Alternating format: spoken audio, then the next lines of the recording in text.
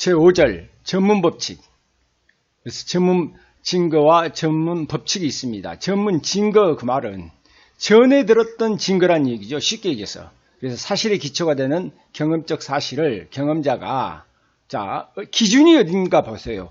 경험자가 직접 법원에 진술하면 전문 증거가 아니에요. 그런데 경험한 자가 법원에 나와서 직접 진술하지 않고 다른 형태 서면이나 타인의 진술에 의해서 간접적으로 보고하는 것, 이걸 보다 전문 증거라 그럽니다. 법원에 직접 나와서 경험자가 말하면은 전문 증거가 아닌데, 경험자 자신이 법원에 직접 나오지 않고 다른 형태로 간접적으로 보고하는 것, 이게 전문 증거야. 그러면 전문 법칙은 이런 전문 증거는 증거 능력이 없다라는 것이 전문 법칙입니다. 그러면 볼까요? 분류를 보면은 원진술자의 진술을 청취한 제3자가 직접 그 사람이 나와야 되는데 제3자가 법원에 대해서 보고하는 거, 그렇기 때문에 이것은 진술은 전문 증거가 되겠죠.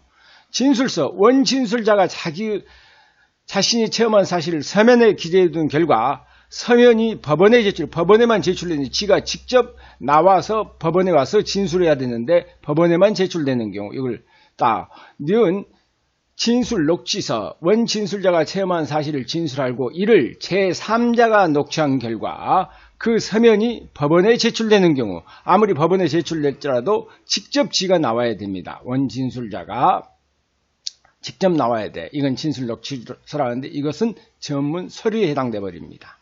그 밑에 정보통신망을 통하여 공포심이나 불안감을 유발케 하는 그를 반복적으로 상대방에 전달하게 하는 행위를 하였다는 공소 사실에 대하여 휴대전화기에 저장된 문자 정보가 증거가 되는 경우, 그 문자 정보는 범행의 직접적 수단이고 경험자의 진술에 가름하는 대체물에 해당하지 않으므로 전문 법칙에 적용을 되지 않는다 그랬습니다. 그렇다면 전문 법칙을 볼까요?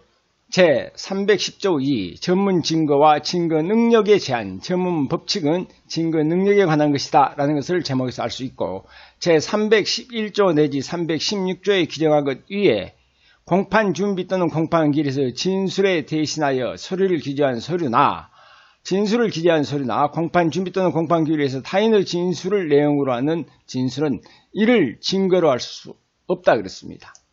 그래서 전문 증거는 증거로 할 수 없다. 그 말이 바로 전문 법칙의 의의입니다. 전문 법칙이라는 것은 전문 증거는 증거가 아님에 따라서 증거 능력이 인정될 수 없다는 원칙을 말합니다. 자,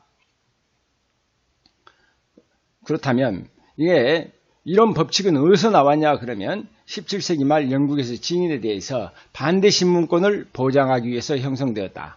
그러면 전문 법칙의 근거, 직접 나와서 얘기해야 상대방이 그 말이 거짓말이다, 정말이다 라고 하고 법관이 심정을 형성할 수 있기 때문에 반대 신문권의 보장, 전문 증거의 증거 능력을 부정하는 이유는 당사자, 원진술자에 대하여 반대 신문권을 보장하려는 데 있다.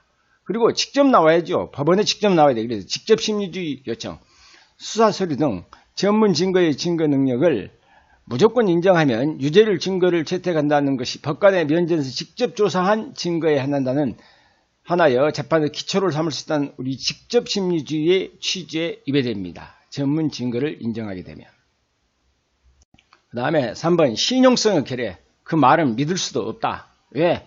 선서도 하지 않고 처벌받으니까 밖에서 어떤 얘기를 벨소리를 다 할 수가 있지 않습니까? 그래서 전문 증거는 그 가치가 증인 자신의 신용성을 발생하는 것이 아니라 타인의 성실과 능력이 의존하기 때문에 반대 신문에서 음미할 없을 뿐만 아니라 선서가 없고 와전될 가능성이 있기 때문에 믿을 수가 없겠죠. 그래서 신용성이 희박하여 증거 능력을 부정합니다.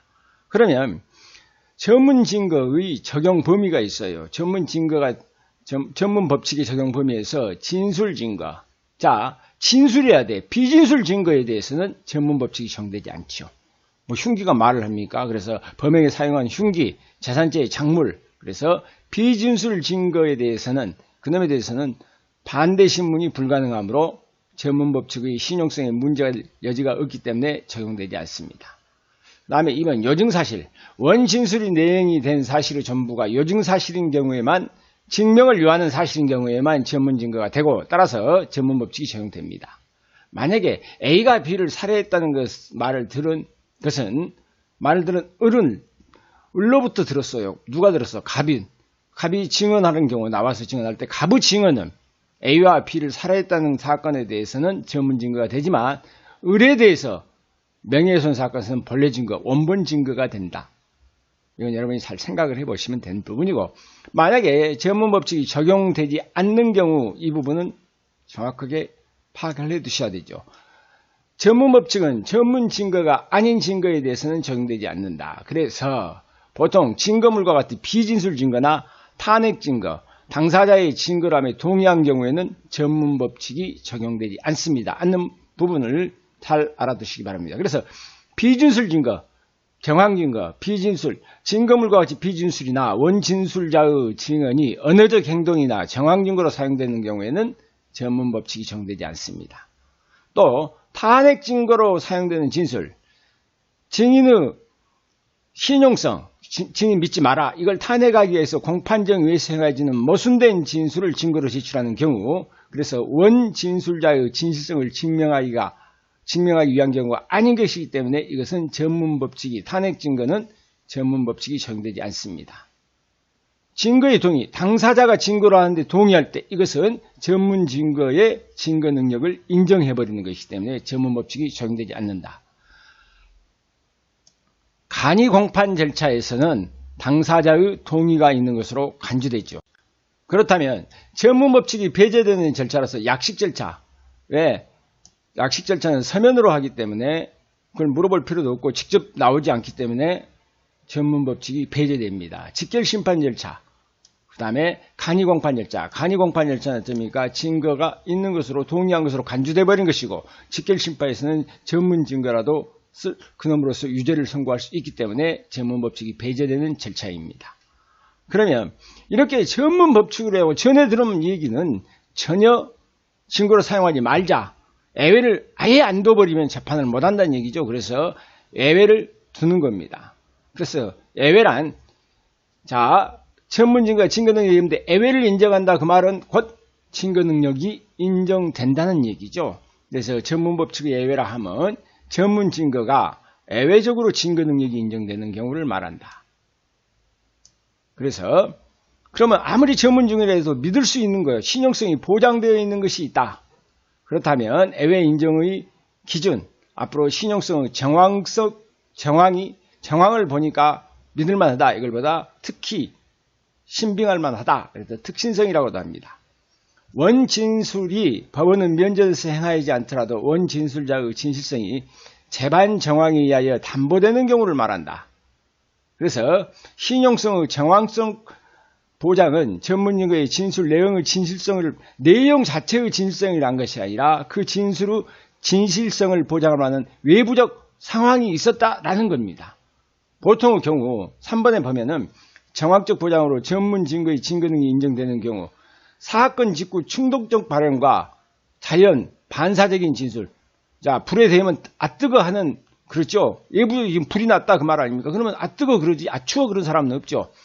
사람은 죽을 때, 새는 죽을 때 그 목소리가 구슬프고 사람은 죽을 때 그 말이 진실된다. 그래서 임종시 진술, 그 다음에 자기 자신의 이익에 반하는 진술, 네 번째 공문서 및 업무상 통상 과정에 하여 작성된 문서는 신용성이 밖으로 외부적으로 보장되어 있다. 그래서 믿을만 하다라는 얘기입니다. 필요성이라는 것은, 원진술자와 동일한 내용의 진술을 구하는 것이 불가능하고 곤란해. 그렇다 그래서 재판을 안 할 수는 없죠. 그래서 전문 증거라도 사용할 필요가 있는 것, 어떤 경우냐? 원진술자가 사망이나 질병, 행방병, 국외처지 등으로 원진술자가 공판정에서 심문하는 것이 불가능하거나 곤란한 경우, 이때 이걸보다 필요성이라 그럽니다. 그러면 양자의 관계, 전문 증거의 증거 능력을 부여하기 위해서 신용성의 정확성 보장과 필요성이 동시에 존재하는 것이 이상적이나 양자는 서로 병존하진 않아요. 어떤 때는 상호 보완 관계 또는 반비례 관계에 있는 경우가 많습니다. 그런데 이제 여러분이 이 앞부분보다는 지금 이제 법전에 나와 있는 형사소송법상 전문 법칙의 예외 규정 311조부터 여러분이 가장 어렵게 느끼는 부분입니다. 이 부분은 어떻게 어려냐면 공부를 하실 때 일단 법전을 꼼꼼히 나누어서 그 법전에 있는 것을 가지고 해석에 들어가는 겁니다. 이 부분이 자 봅시다. 제311조 법원 또는 법관의 조서 공판 준비 또는 공판 기일에 자 피고인이나 피고인 아닌 자 그러면 증인, 감정인, 통역인도 많이 있죠. 진술을 기재한 조서는 조서와 법원 또는 법관의 검증의 결과를 기재한 조서는 증거로 할 수 있다. 그 말은 무조건 증거 능력이 있다는 얘기입니다.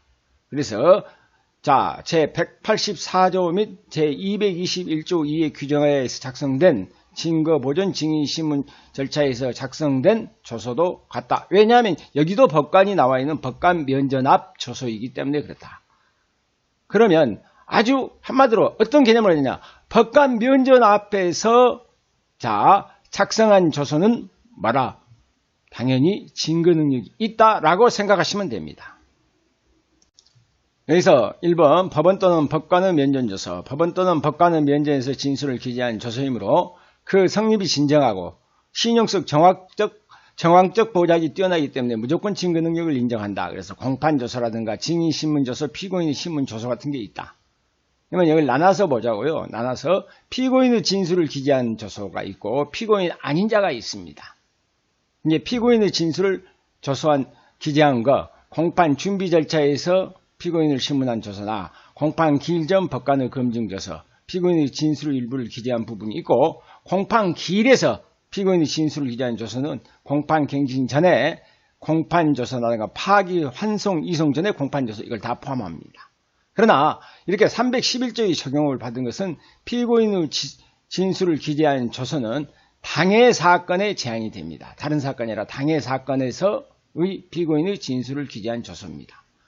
그렇다면 이번에 피고인 아닌 자의 진술을 기재한 조서 여기서 우리가 피고인 아닌 자는 공판이 누구 있습니까? 증인이라든가 감정인, 통역인, 번역인, 공동 피고인도 피고인 아닌 자에 포함됩니다. 그래서 공판 기일이 피고인 아닌 자의 진술을 기재한 조서는 공판 조서를 의미하고 공판 기일에서 증인의 증언은 증인이 증언했다 이것은 전문 증거가 아닙니다. 원본 증거이기 때문에 이게 포함되지 않습니다. 자, 만약에 다른 사건의 공판 준비 조서 또 공판 조서의 경우에는 이 311조에 의해 쓴 것이 아니라 313조 3 기타 신용할 만한 정황에 의하여 작성된 문서로 증거 능력이 인정됩니다. 근데 다 좋은데 여기서 이제 법원 법관 면전인데 이 3번 공동 피고인의 진술을 기재한 조서 이건 여러분이 좀 눈여겨봐두실 필요가 있는 부분입니다.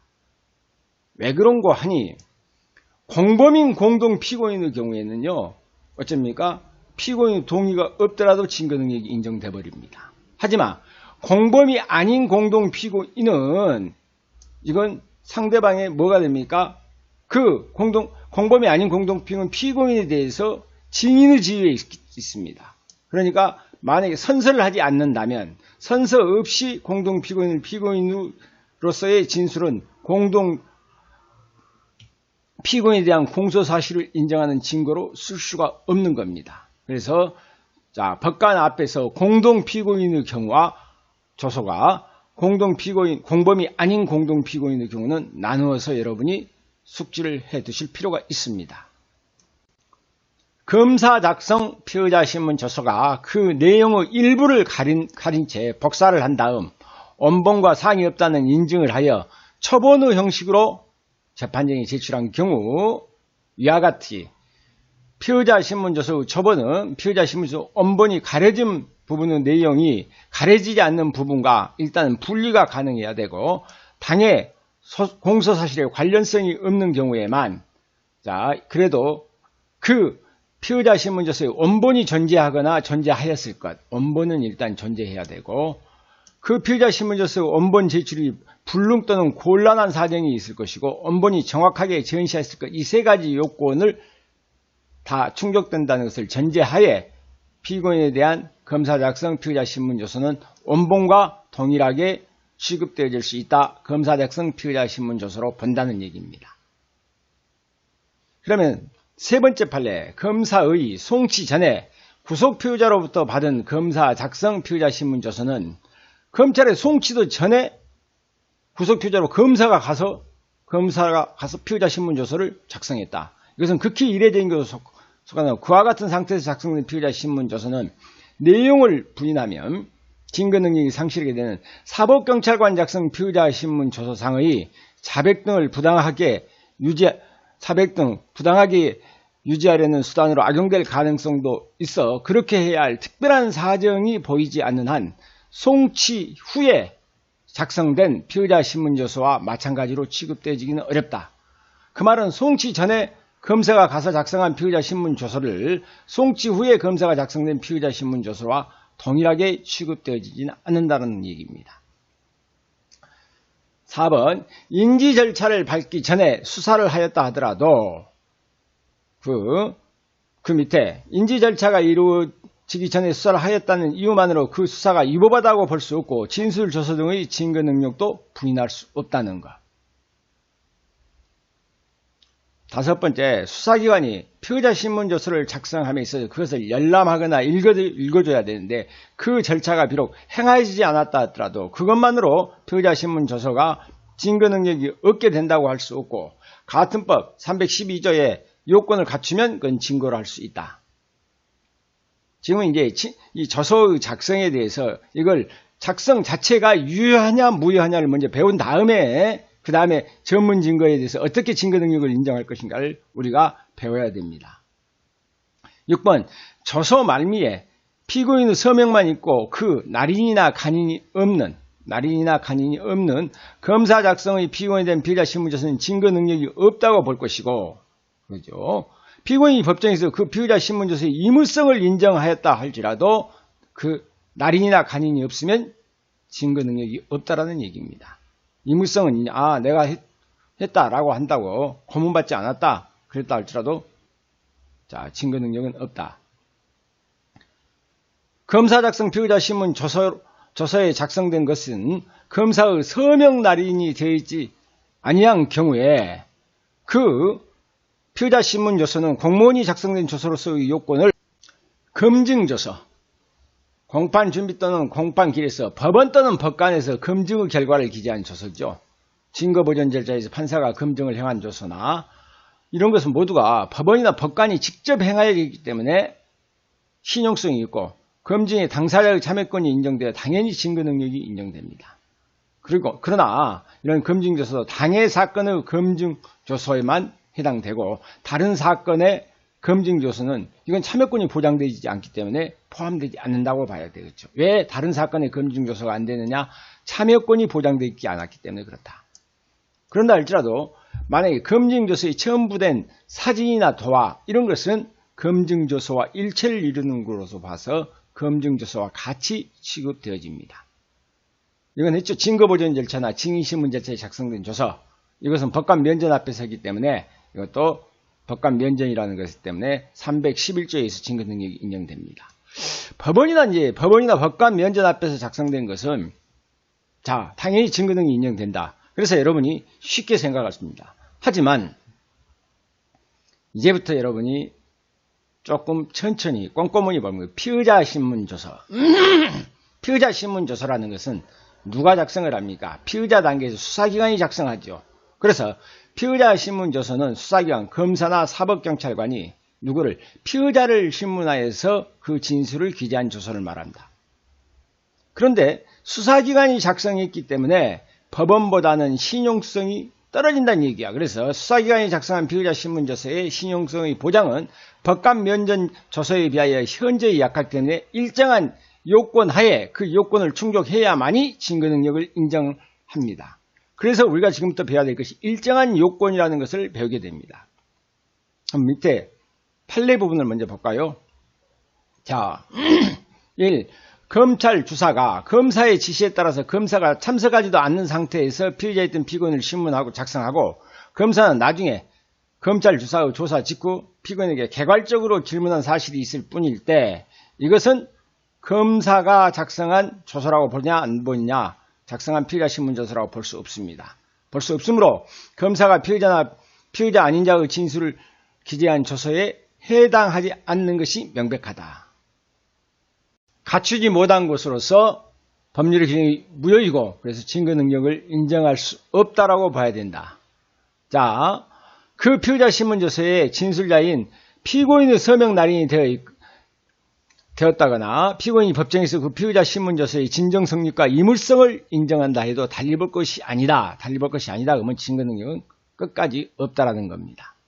그러면 이제 여기서 이제 어떻게 해야 이것의 조서 작성이 인정되는가? 그 조서 작성이 조서는 정확하게 작성이 됐는데, 그러면 이제 검사가 작성한 피의자 신문조서 봅시다. 검사 작성 피의자 신문조서 해가지고 1항 검사가 주체는 검사예요. 피고인이 된 피의자의 진술을 기재한 조서는 자 검사가 작성한 피의자 신문조서는 밑에 나오죠.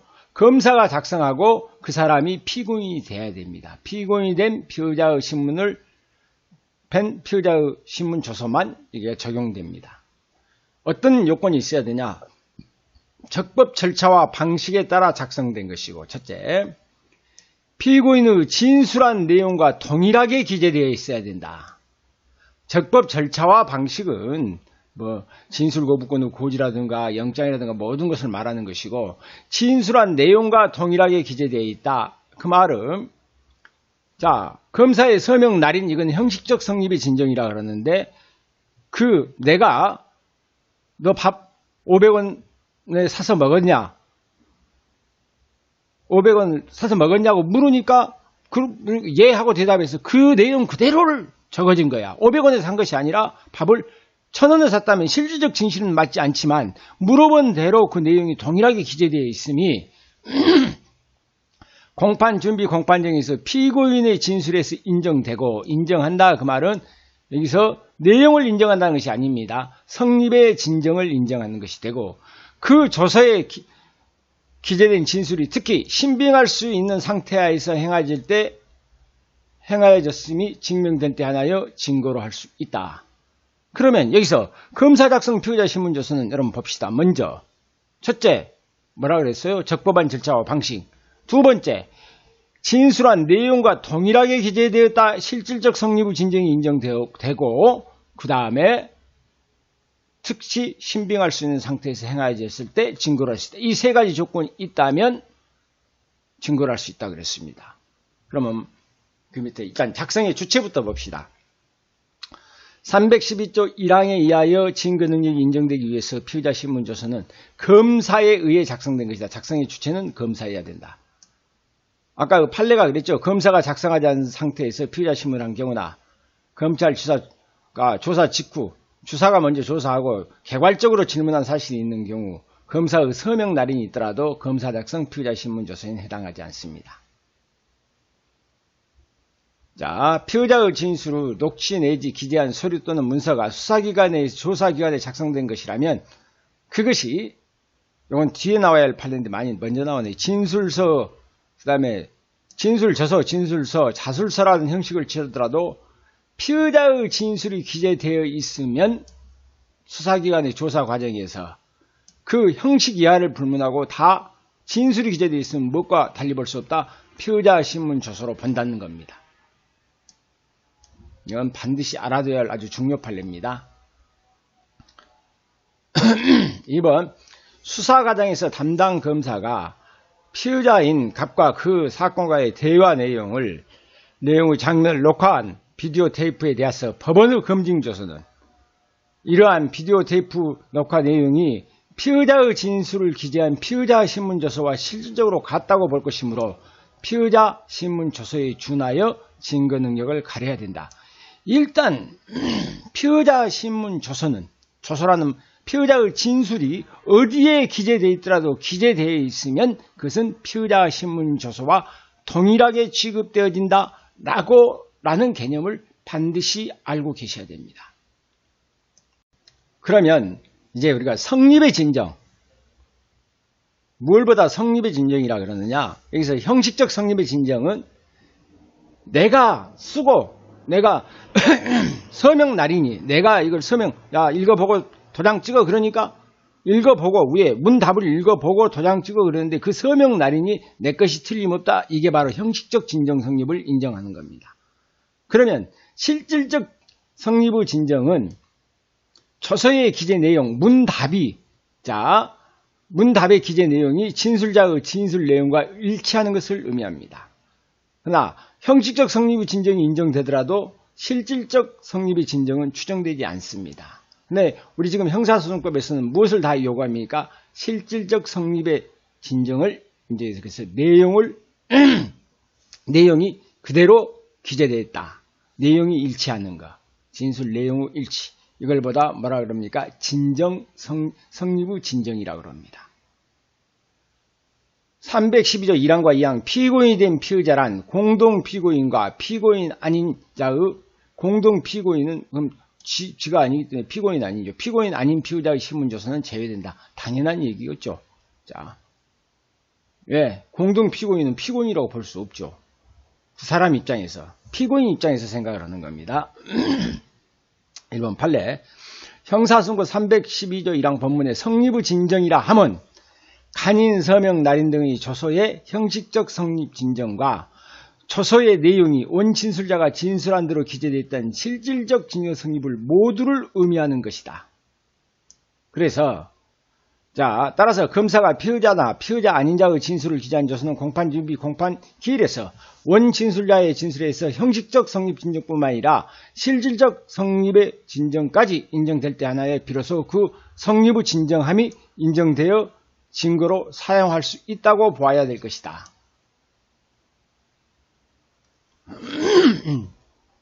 2번도 마찬가지입니다. 이놈과 똑같은 거예요. 실질적 성립이 인정되어야만 증거로 사용할 수 있다. 피고인이 실질적 성립에 대하여 의의를 하지 않았거나 조서의 작성과 절차, 방식의 적법성을 인정하였다는 것만으로 실질적 성립까지 인정하는 것으로 보아서는 안 된다. 또한 특별한 사정이 없는 한 이른바 입증 취지 부인이라고 진술한 것만으로 그 조서의 진정 성립을 인정하는 전체로서의 그 증명력만을 다투는 것으로 가볍게 단정해서도 안 된다. 입법 취지에 대해서 입증 취지를 위해서 부인이라고 진술했다. 그래서 조서의 진정 성립을 인정하는 전제에서 그 증명력만을 다툰 것으로 가볍게 단정해서도 안 된다는 이 판례 그렇게 크게 거의 비슷비슷하죠. 검사가 피의자의 진술을 기재한 조서의 일부에 관해서만 조서 중에서 조서의 일부에 관해서만 원진술자가 법정에서 공판 준비, 공판 기일에서 법관이 나와 있죠. 당연히. 실질적 진정 성립을 인정하는 경우에는 그 부분만 진술한 대로 기재되었다고 이제 실질적 성립을 인정하는 그 부분에 대해서만 증거 능력을 인정해야 되고 그 밖에 실질적 진정 성립이 부정되는 부분에서는 증거 능력이 부정된다는 겁니다.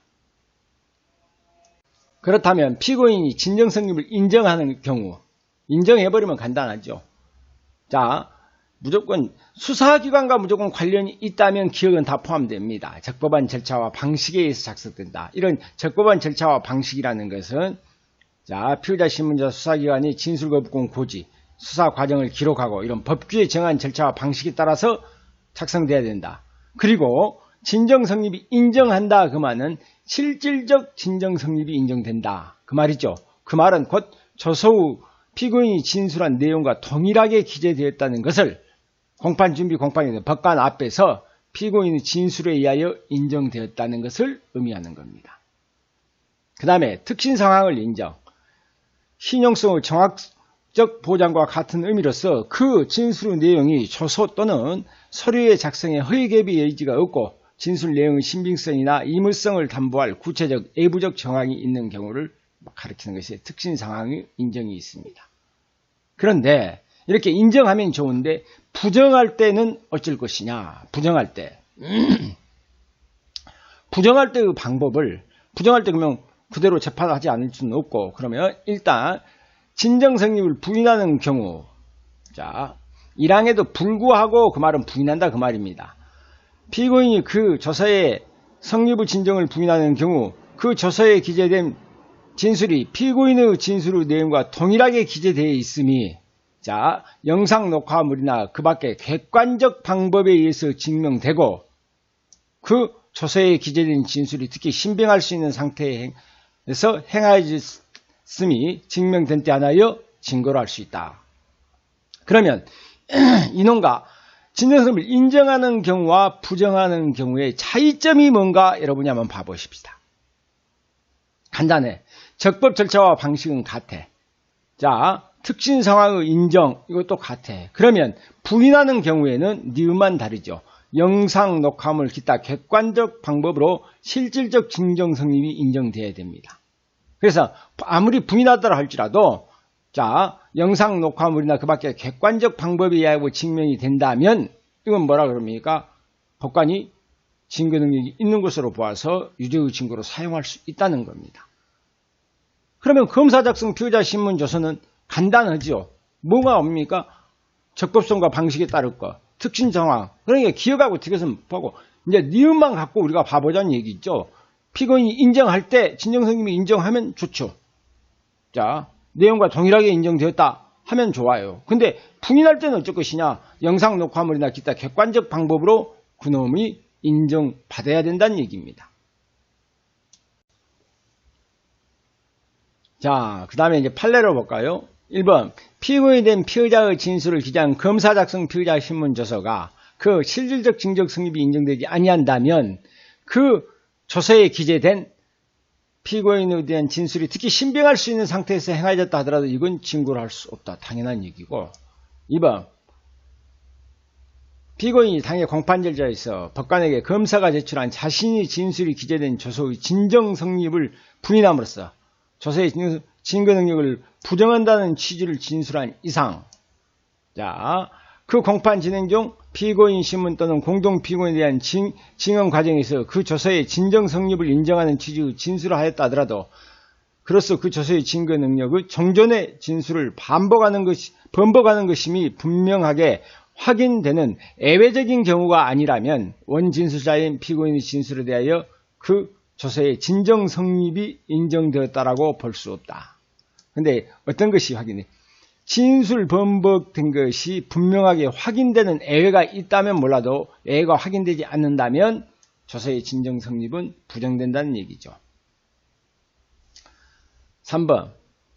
자, 검사가 피의자나 피의자 아닌 자의 진술을 기재한 조서 중 일부에 대해서만 원진술자가 공판 준비, 공판 기문, 법관 면전 앞에서 라고 생각하시면 됩니다. 실질적 진정 성립을 인정하는 경우에는 자, 그 다음에 뭐 어쩝니까? 그 부분에 대해서만 증거 능력을 인정해야 된다. 자, 부정하는 부분에서는 증거 능력이 부정된다는 얘기야.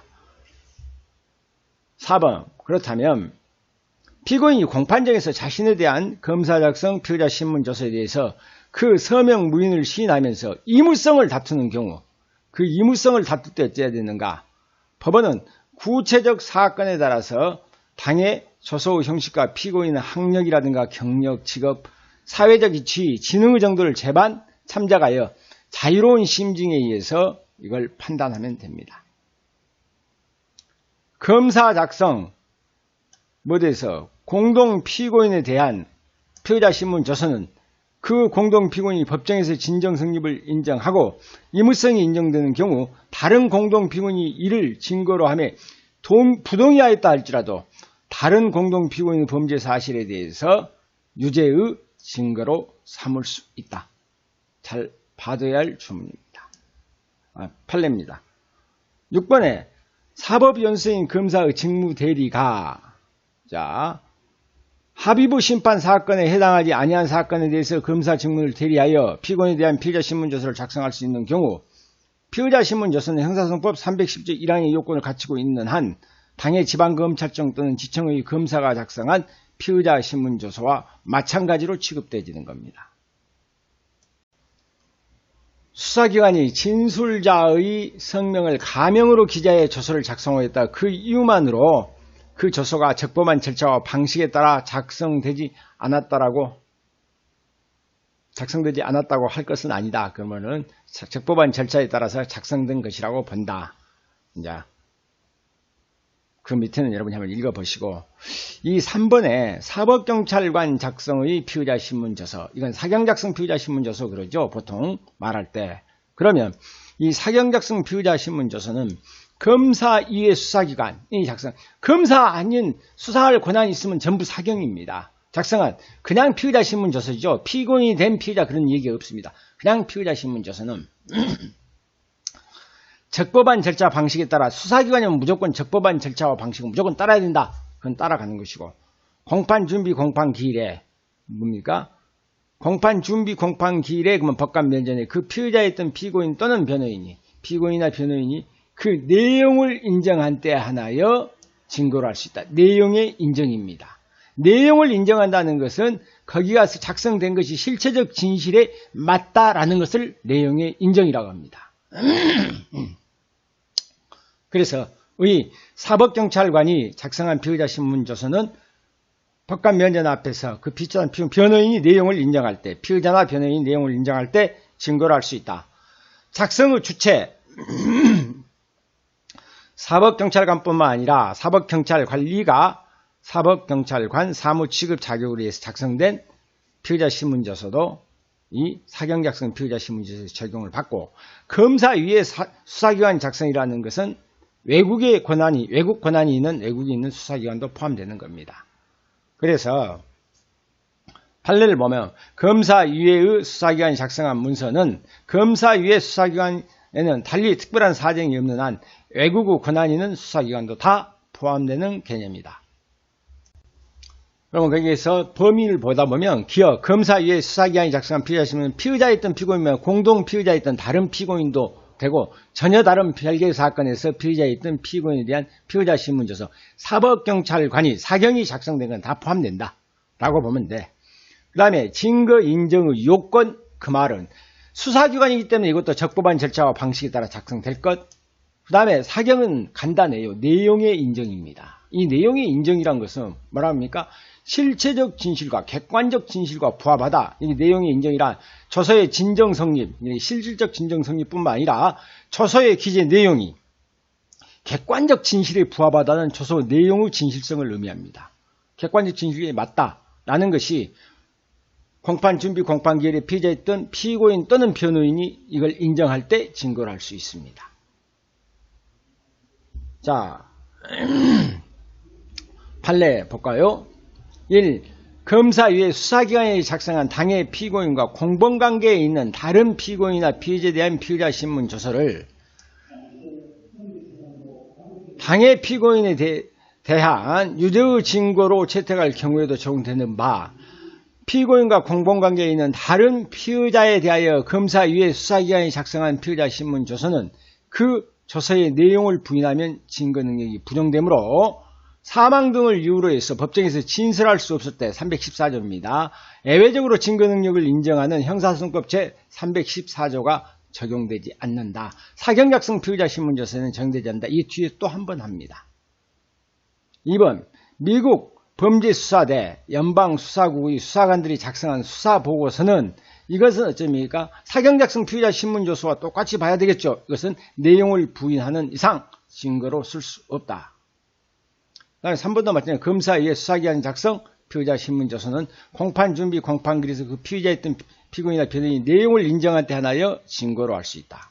그런데 이 내용을 인정할 때라고 하면 그 말했죠. 진술의 내용이 실체적 사실에 부합하다는 것을 의미하는 것이다.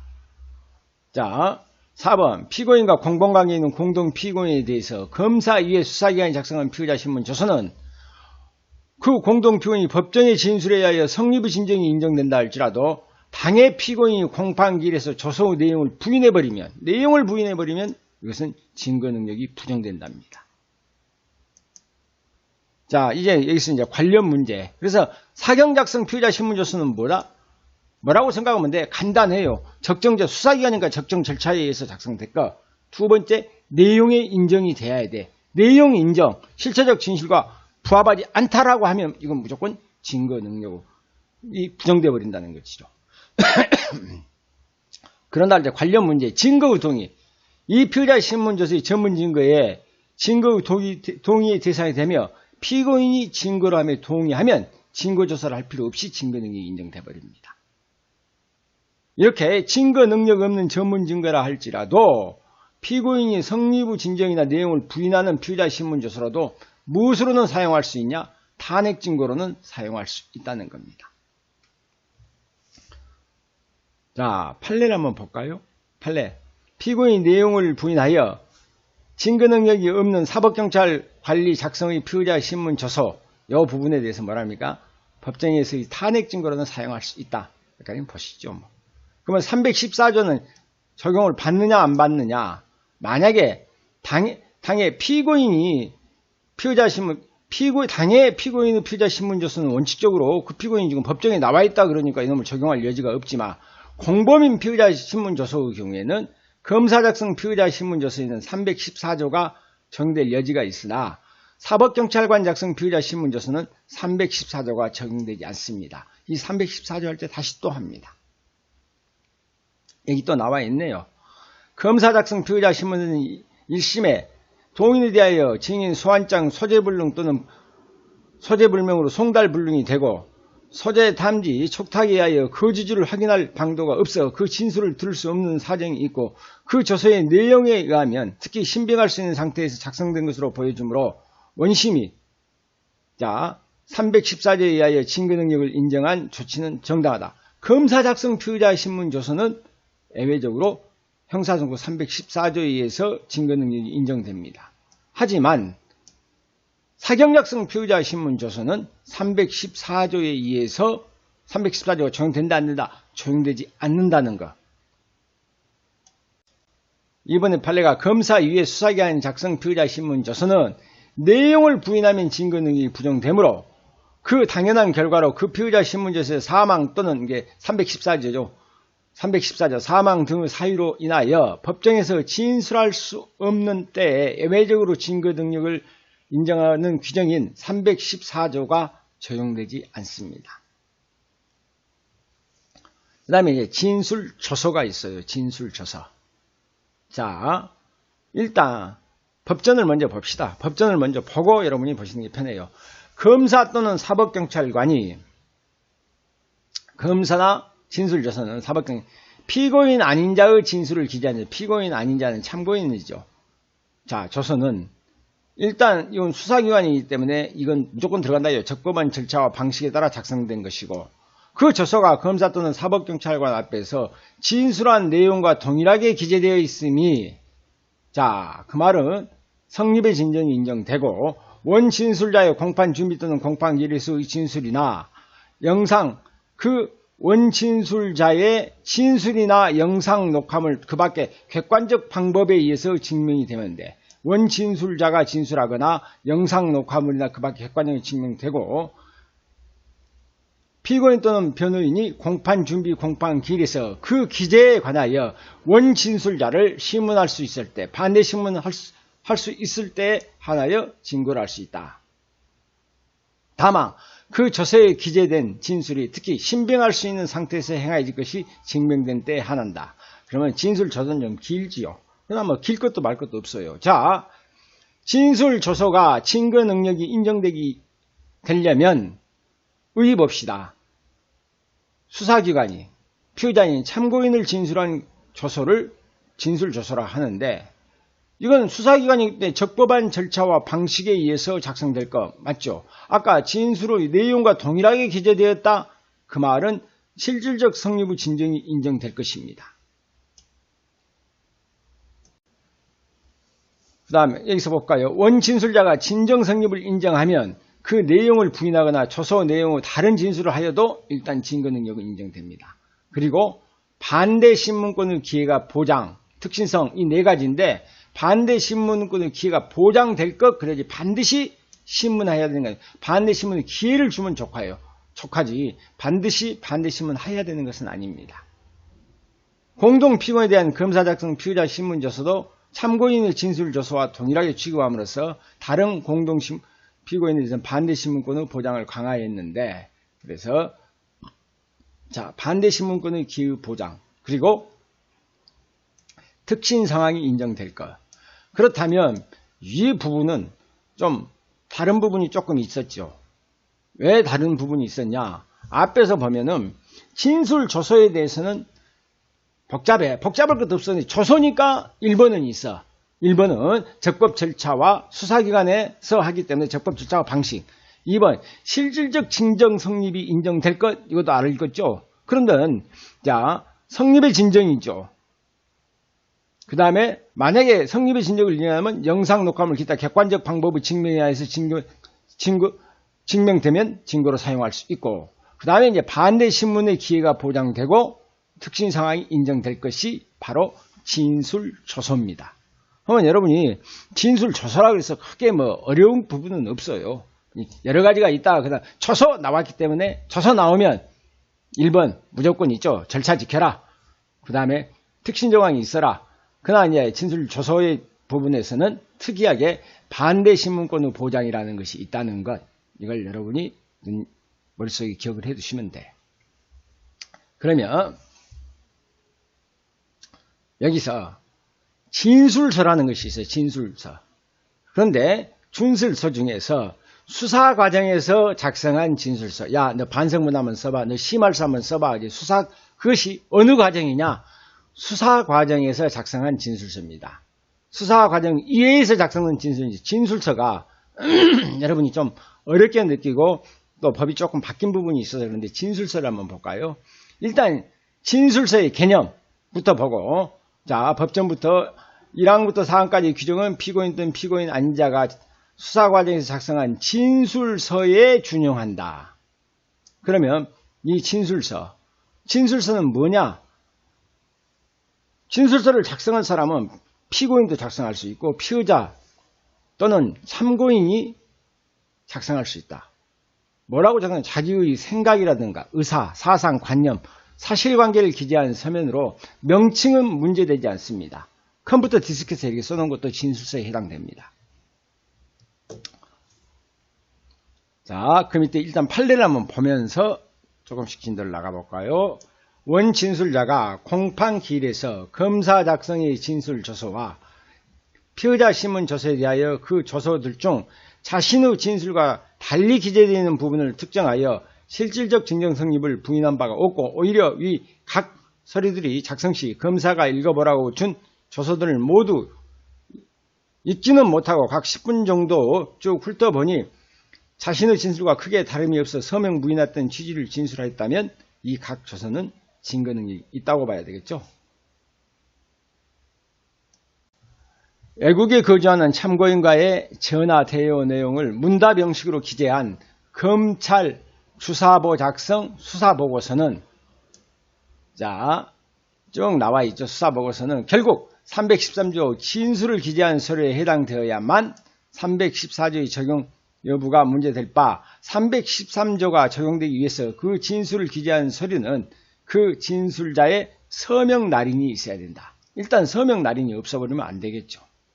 자, 3번 사법경찰관리 작성 폐쇄된 진술조서가 피해자의 화상으로 인하여 서명 불능을 이유로 입회하고 있던 피해자의 동생이 대신 읽어주고 그 동생으로 하여금 서명 날인하게 하는 방법으로 작성된 경우에 이것은 동생이 서명 날인했기 때문에 형식적 요건의 결여한 서류로 증거로 사용할 수 없다. 4번 검사가 피의자 아닌 자의 진술을 기재한 조서에 대하여 원 진술자가 공판장에서 그 성립을 진정을 인정하면 그 조서의 증거 능력이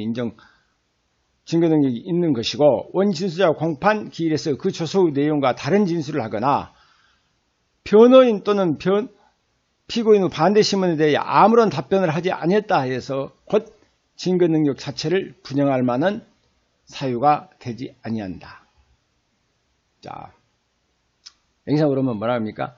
검사 작성, 피의자 아닌 진술을 기재한 조서는 뭐가 있습니까? 성립의 진정이 인정되면 조서의 증거 능력이 인정되는 것이고, 그랬죠? 그래서 받으십시오. 자, 수사 과정에서 작성된 진술서.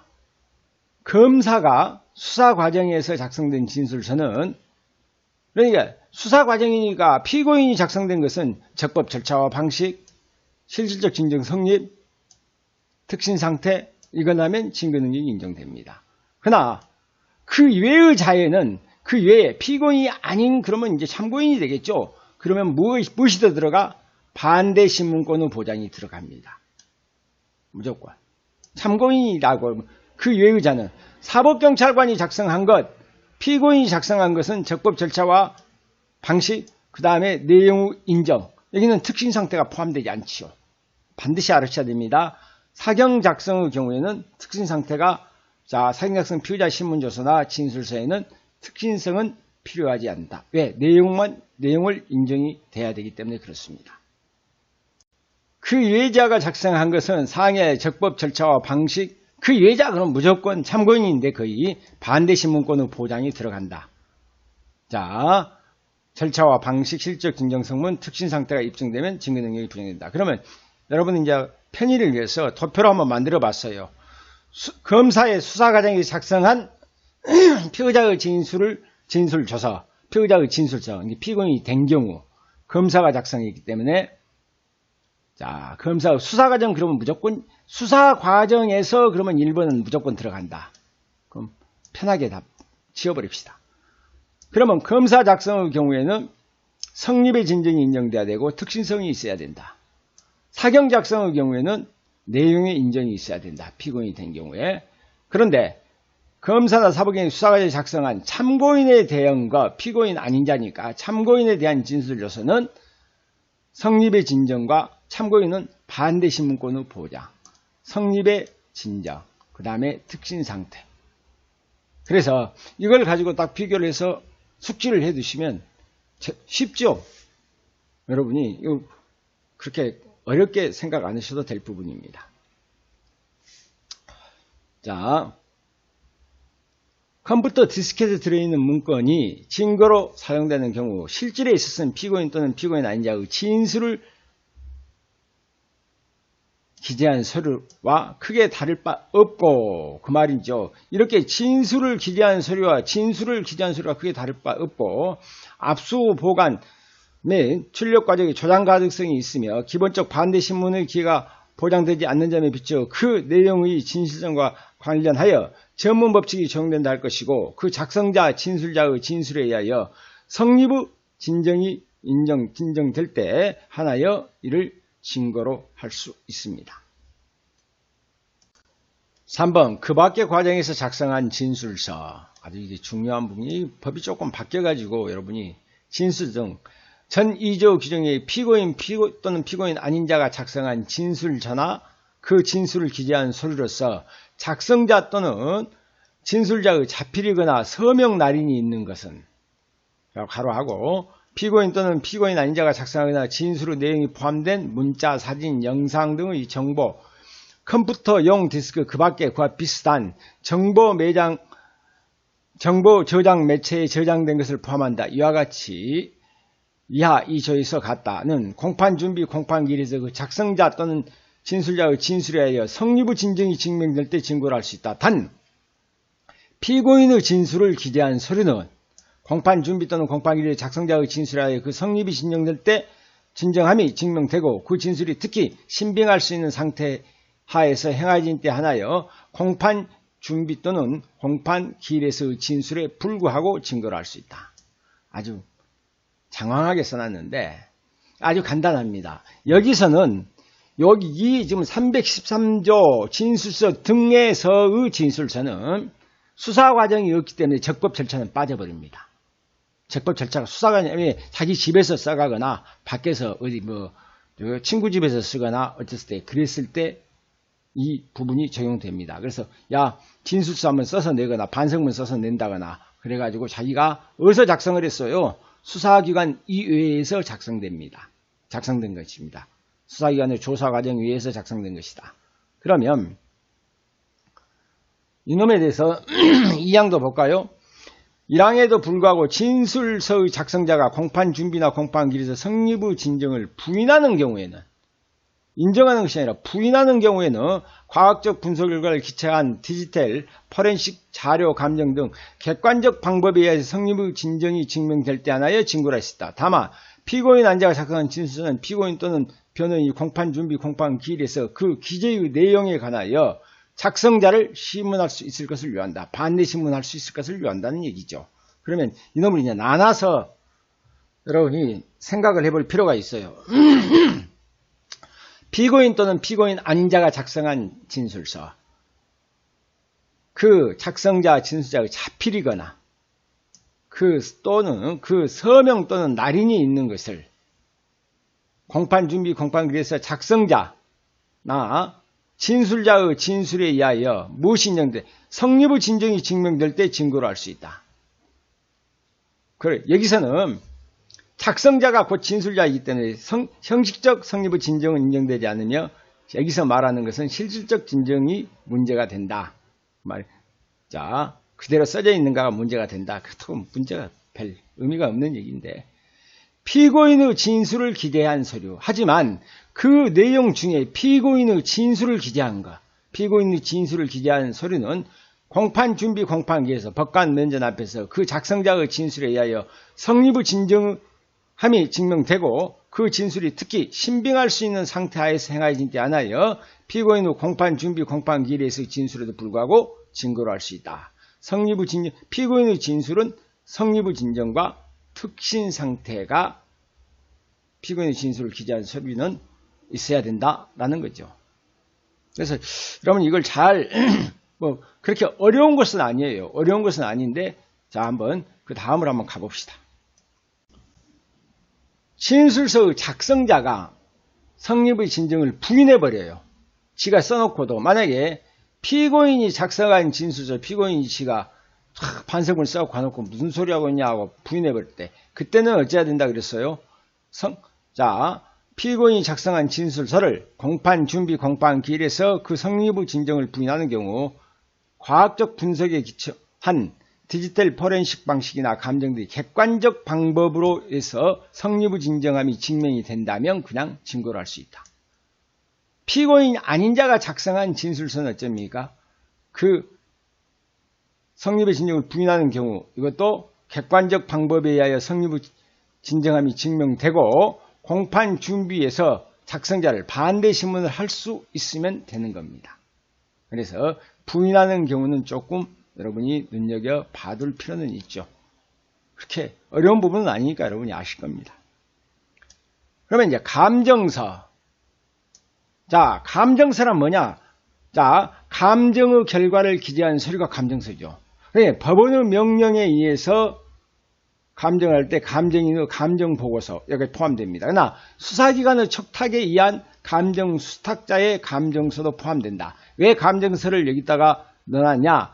감정서는 바로 위에서 나는 진술서에 준하여 성립의 진정이 인정된다면 증거능력이 인정됩니다. 사인의사가 작성한 진단서는 이건 감정서가 아니라 진술서로 본다. 그럼 진술서로 보더라도 진술서의 준여서 하기 때문에 똑같죠. 그래서 뭐 큰 어려움은 없습니다. 감정서도 진술서로 하기 때문에 성립의 진정이 증명되면 증거로 할 수 있다. 감정하는 사람이 수사기관이 아니죠. 그렇기 때문에 적법 절차 이런 것은 없죠. 그러니까 항상 수사기관이 나오면 적법 절차가 나오고 수사기관이 안 나올 때는 초소라는 말이 안 나오거나 안 나올 때는 뭐라 한다. 그 적법 절차는 없어진다. 그 다음에 특진 상태가 있는 것이 몇 가지가 있는데 그 부분은 알아둬야 되고 사경작성 피의자 신문 조서라든가 사경작성의 경우에는 특진성이 빠져있는 대신에 내용의 인정이다. 그건 알아두십시오. 그 다음에 이제 검증조서 6번 검사 또는 사법경찰관이 검증의 결과를 기재한 조서는 자 일단 수사기관이 나오면 적법 절차와 방식에 따라 작성된 것으로 공판준비 공판기일의 작성자의 진술에서 누가 해서 작성자의 진술에 따라서 그 성립의 진정이 증명될 때 증거를 할 수 있다. 아까 우리가 311조에서 법원이나 법관 면전에 작성한 검증조서는 뭐라 했어요? 무조건 증거 능력이 있지만 수사기관의 경우에는 적법 절차와 방식, 작성자의 진술에 의하여 성립의 진정함이 증명돼야 된다는 거죠.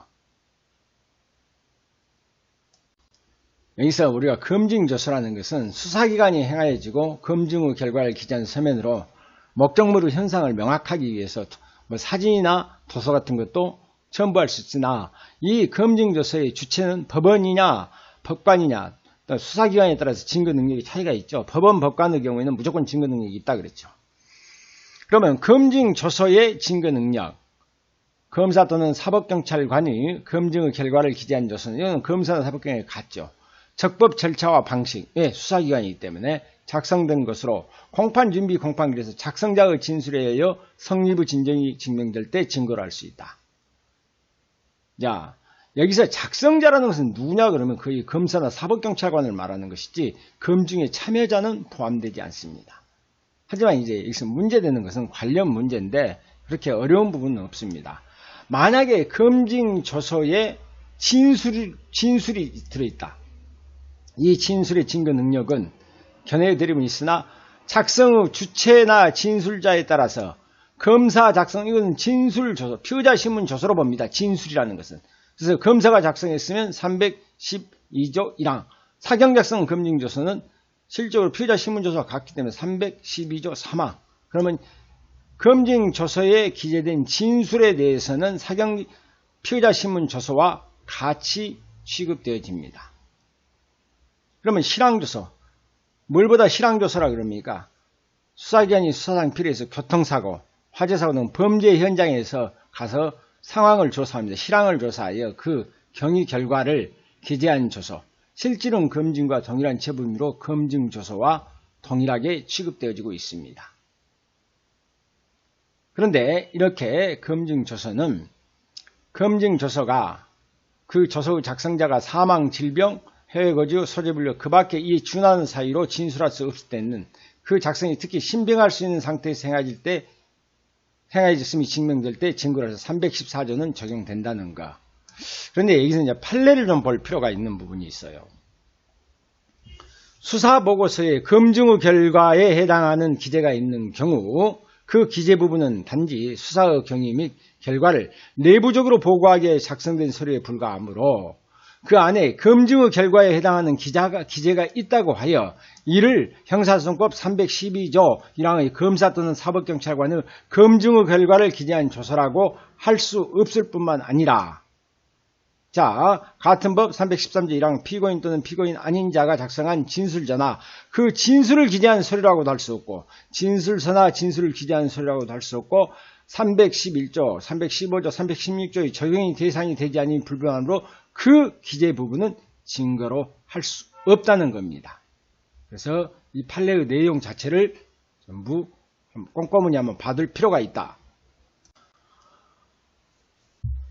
사법경찰관 사무 취급을 해가한 검증은 사건 발생 후에서 범죄 장소에서 긴급을 위하여 판사의 영장 없이 할 수 있죠. 긴급을 위하며 시행된 것이라면 이는 형사소송법 216조 제3항에 의하여 검증이라 할 것임에도 불구하고 기록상 사후에 영장을 받은 흔적이 없다면 이런 검증조서는 유죄의 증거로 삼을 수 없다는 겁니다.